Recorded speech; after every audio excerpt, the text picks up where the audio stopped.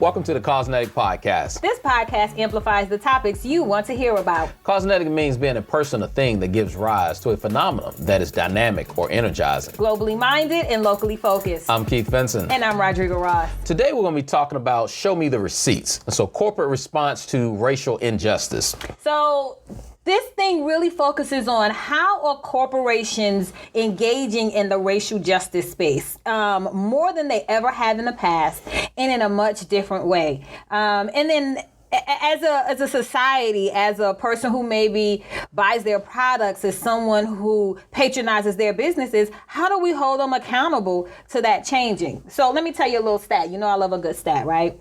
CNBC reports that nearly 70% of over 11,000 people that they polled in May and June said that the way a CEO reacts to an issue such as Black Lives Matter would permanently affect their decision to do business with a company. And there's a lot of companies out there, in particular our small businesses, that have struggled. I mean, there was money that came out through the stimulus package that many people missed out on, but there were some people that stepped up to the plate to be able to help support these businesses. And one in particular is my man, Magic Johnson. So if you don't know, Magic Johnson is the best point guard that ever played the game. So you're talking like that's your personal friend. Like, you know Magic? Well, in my mind, sort of, kind of. Like, we've been rolling. No. But anyway. Okay. Magic Johnson, CEO of Magic Johnson Enterprise, and everybody knows Magic's track record for, in particular, in the black community and the things that he's done. So he's collaborated with MBE Capital Partners to offer $100 million in loans to minority or women-owned businesses. And that, because as you know, a lot of that small businesses, they were hurt during this process. Right. And some of them were just really confused with how to access some of the money that was flowing for small businesses. And I think that really does speak to Magic Johnson and the Johnson Enterprises on, we're not just going to put out a statement and say the right things and use our marketing departments to spin. We're going to actually do the work internally with some external effects to make sure that things are different. And they're working along with the Small Business Administration to be able to help with this, because they know that we have to be able to have our small businesses operate in order for us to have a healthy economy overall. Yeah. And we want to make sure that, as we talk about this topic right here, there's a wide spectrum of people that supported small businesses during this process.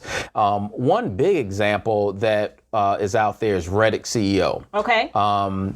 He's married to Serena Williams. I think everybody knows him. Everybody may not know Alex, but Alex said that, you know what, I got to step down from being the CEO and allow a black person to take this seat. Because one of the things that he said to himself is that I got to be able to look into my daughter's eyes, he has a black daughter, and be able to say, hey, what did I do during this time right here? Right. So that really does uphold and kind of pay homage to this idea of show me the receipts. It is, I really do feel a change in the tide where corporations can't just, put out a message or put out a cute slogan, or hashtags just won't cut it anymore. Like, you really have to be about the work, and you have to exhibit some strategies that produce long-term changes. And so with the Reddit CEO, he's going to also, all his future gains, which some people are estimating what could be about $50 million in company stock. Wow. And he's going to give that to nonprofit organizations to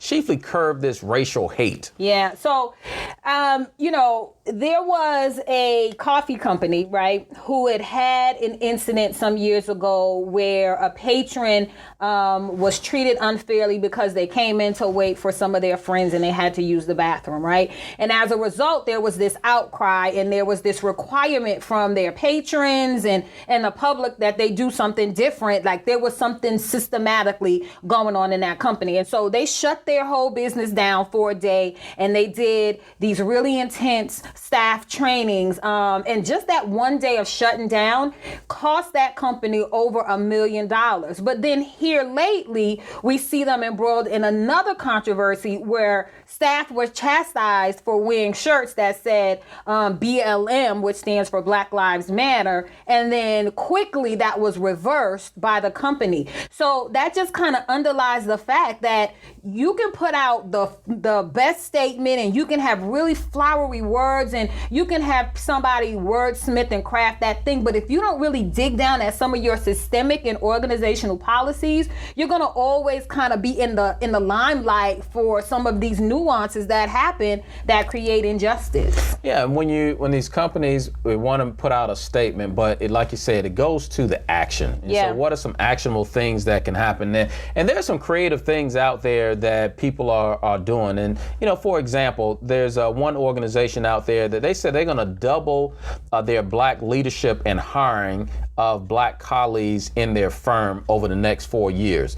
And so that's a pretty bold statement to be able to put in black and white, so that 4 years later, people can be able to hold them accountable for that very action of being able to hire these number of people right here. Yeah, and you have other companies who are creating these C-suite level folks who this is what they do all day, every day. They focus on these opportunities, and they're giving them, real authority. They're allowing them to use influence. They're resourcing those positions, and they're committing to some long-term activities so that folks can thrive. You even have some organizations who are putting pressure on their colleagues in the industry, whether it's they're retracting their support. You had a gym owner who, in his past had done something questionable, and other companies that were affiliated with him, they pulled back because they were like, it's not okay. That wasn't good what you did. We don't feel like you're really doing the work as an organization, or maybe even as a person, to rectify, and we're just kind of drawing a line in the sand that that's not okay. And another action step, and something similar to what we did here in the Dallas YMCA a year or so ago, we took all of our staff team through dimensions of diversity. And so now there's companies out there that are taking their organization through anti-racism and inclusion programs, so that they can be able to learn these different things, so they can anticipate these things versus just, things just all of a sudden just popping out. And so with this training, they're even making these trainings publicly. I know we've used some different materials.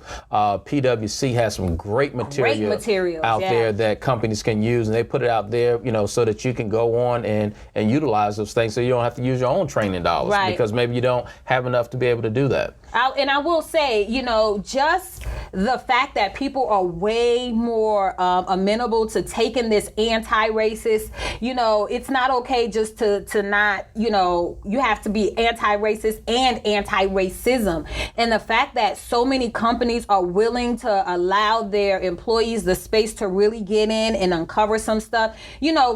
About a year ago, this was still very much a taboo subject. And there were many colleagues across the movement inside the Y and in companies outside the Y that were really struggling with getting folks to take this anti-racist, anti-racism type training and awareness. And when you're talking about giving the space, there's companies out there also are going to be dedicating like a day of service so that people can understand racial injustice. And so in some way to give back to the community, but in a very meaningful way, very specific way, so that they can get more connected to the community. They can learn what injustice is all about. I mean, that's one of the best ways for you to build your empathy. You got to get in proximity of whatever it is that you're trying to advocate for. You got to get close to it. You got to see it in action, or see the deficits that are caused because something is not happening for a marginalized population. Robert Smith, one of the nation's wealthiest investors, black investors that is,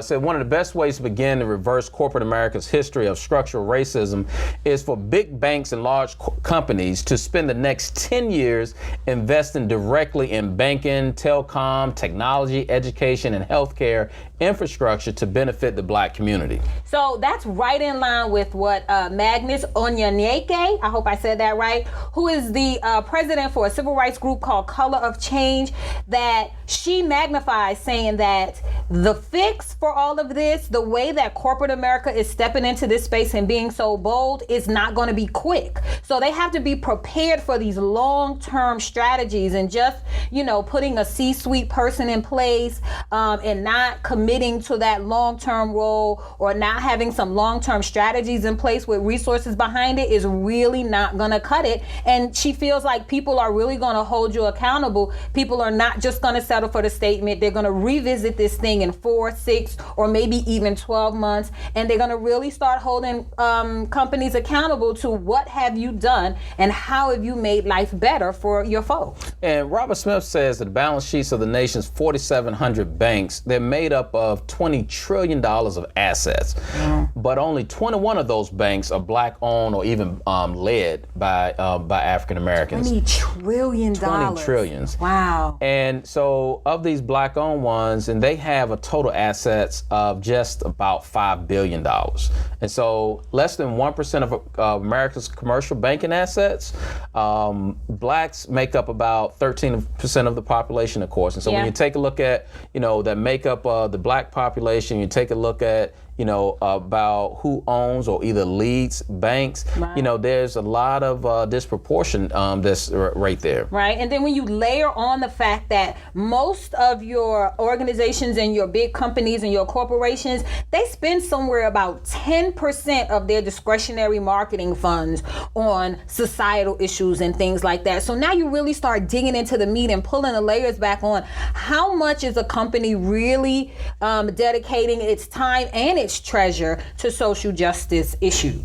And so Smith pointed out also that net income of the 10 largest U.S. banks over the last 10 years is about $968 billion. Right. So he figured if just 2% of that would amount to about $19 million, which could be used to fund this whole capital of community development banks and minority depository institutions that primarily service black communities. Yeah, I like that. It's a tangible, realistic goal. I mean, 2%, that's doable, and you can kind of weather that depending on what the market does, what the profit margins are. Like, you can commit to 2%. And in order for our communities to get to a place where we are operating and functioning on this equitable standpoint, is that people have to invest directly into these different communities. Yeah. And my hope is that our companies are not just using this moment for right now to capitalize on things, but also to look at long-term